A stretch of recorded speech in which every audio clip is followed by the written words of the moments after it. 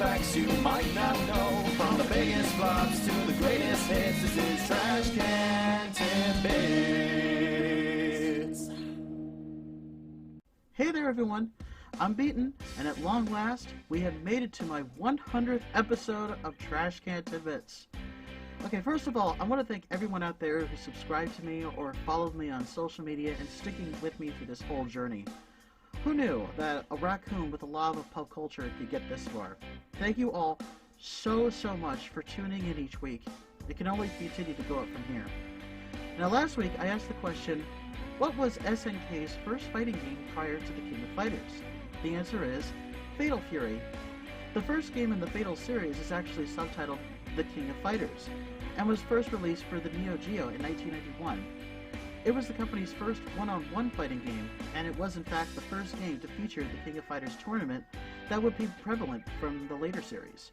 Characters from that game, as well as other series including The Art of Fighting, would make the move to KOF, and that whole series branched off from one big crossover. Now, you may all be wondering what I got planned for my 100th list. I'm gonna roast your FURSONAs.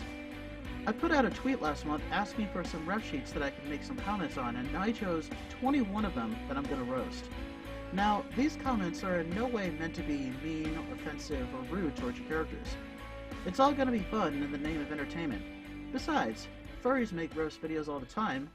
It's time I got in on the mix. So let's get started.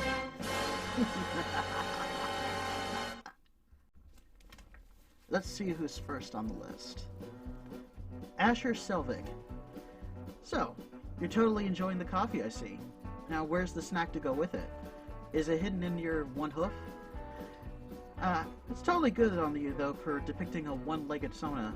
How about instead of a hoof, though, let's make your snack a bear claw? Very interesting choice of colors, too. I see lots of red and green. Are you secretly a Christmas tree or something? Let's see, number 2, CB Bear. I see you got a mane. Are you also part lion? Would that type of hybrid be called a lair or a bion? Just saying, you look more like a lion than a bear. Now what's with the big guys in overalls, huh? Are they worried that they're constantly going to lose their pants instead of not wearing belts? It looks good on that specific body type though, I don't judge. Hey CB, why so blue? Your bare necessities are not up to standards? Let's see who's number 3. Taylor the Wolf. Oh, Taylor, such an innocent pup. Tiny Toons and Animaniacs called. They're missing a cast member that's gone AWOL. Your ref sheet says, in case she needs to be naked for some reason. I wonder what that reason could be. Would it be in case you went skinny dipping with Hampton J. Pig in that one Tiny Toons episode? I certainly hope you'd be able to give Montana Max a hammer on the head with one of those Acme hammers. Such a classic Toon stereotype, Acme. Good for anything, works on everything except coyotes. Wolves, though, I don't know. Number 4 is Alden Bushytail. Squirrel! Oh, it's just Alden. You know, too bad I don't have Maul on right now because he would be barking so hard at you.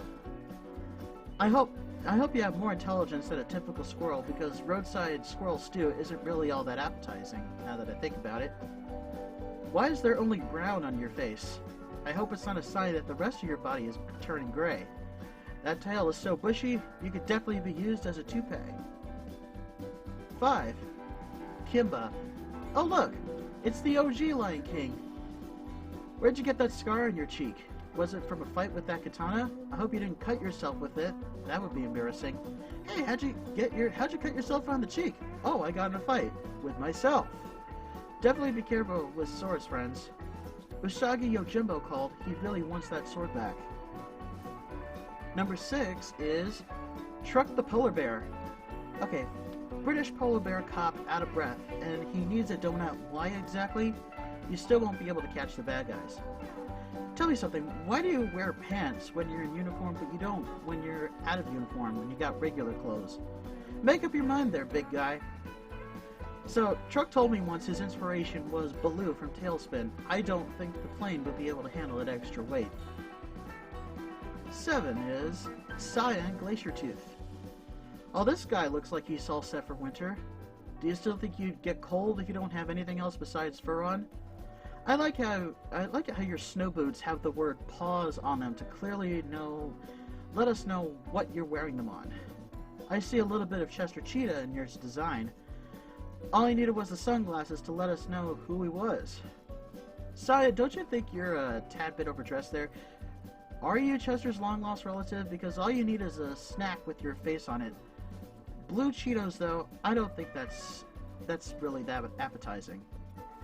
And number 8 is Katuni Birdo!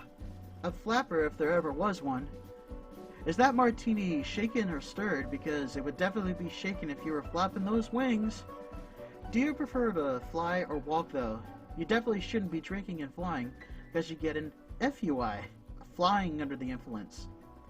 And since you got a martini glass, now you need a microphone, but I totally don't want to know how you sing a song like Fly Me to the Moon. Fly me to the moon! Let me play among the stars! Number 9 is Brenton Whitetail. Oh dear, it's my Bambi lookalike friend. I don't think any amount of roasting could damper your enthusiasm. Why do deer look so cute with their tongue sticking out? They learned it from this guy.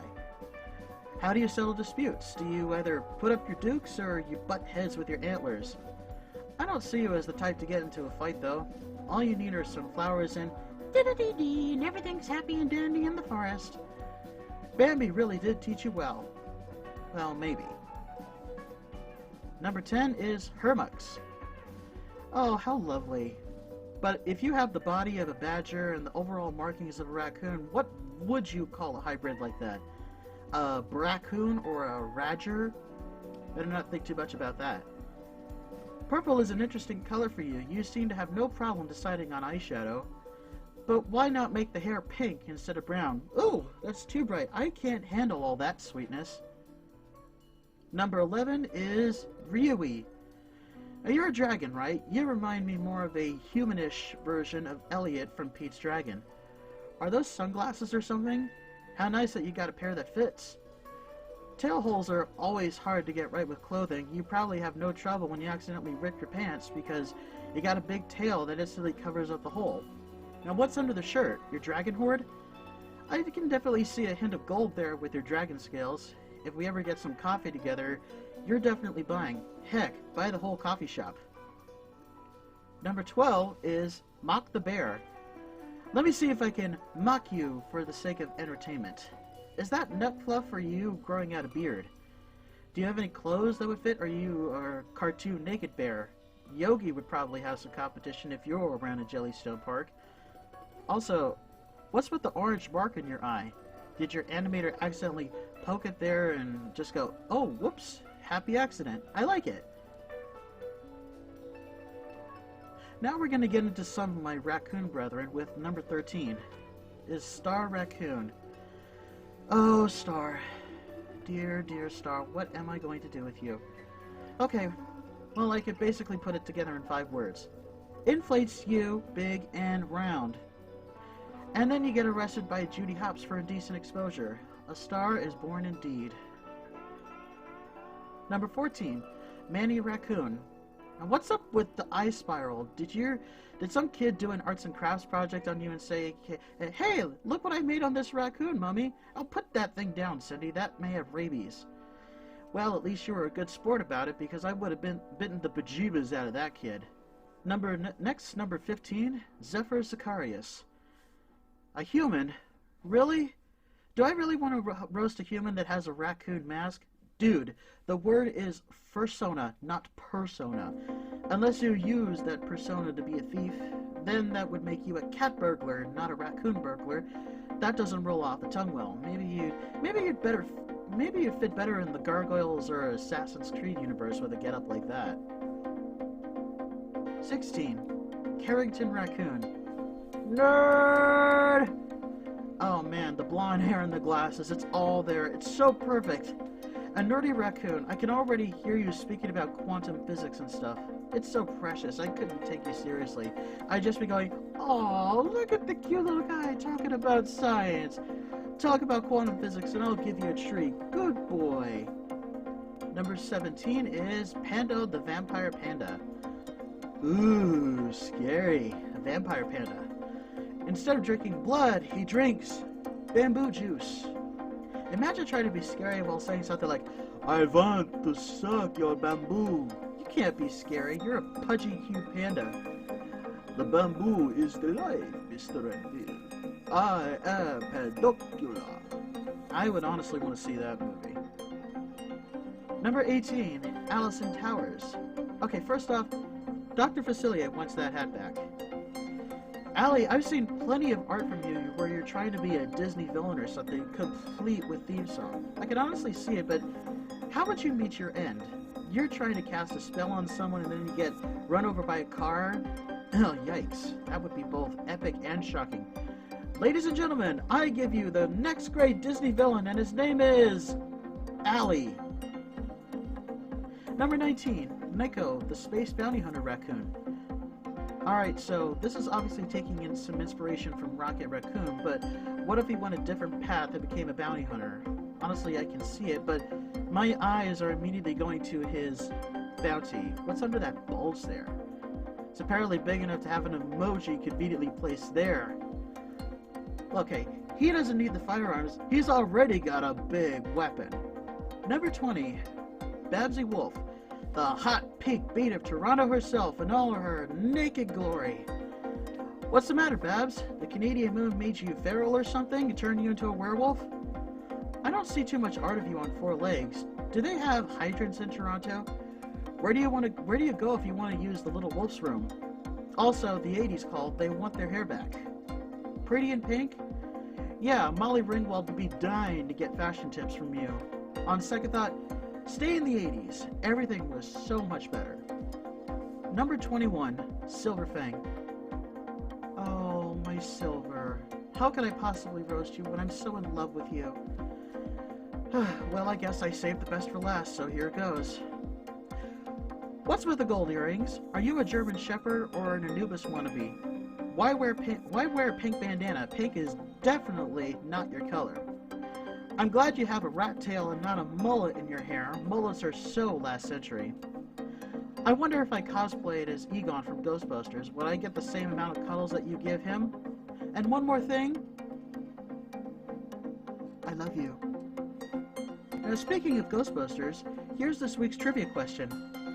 Eddie Murphy was the original choice to play Winston Zeddemore, and he would have appeared in the movie earlier. The script was written so that Winston would be the one who got slimed by Slimer at the hotel, not Peter Venkman. However, Murphy ended up bowing out of Ghostbusters after getting the part in a movie that would end up making him a superstar. My question to you is, which movie did Eddie Murphy end up starring in after leaving Ghostbusters? And there we go! I hope you liked my 100th episode. I hope you liked these roasts, and thank you all who submitted your ref sheets. And thanks again to all of you who have watched all the way back from when I was getting started up until now. It really is all of you out there that keeps this little channel going. And hopefully I can continue to grow with many more tidbits to come. As always, please don't forget to like, subscribe, share, and ring the bell to be notified for future videos. Thank you so much for watching, and I'll see you next time.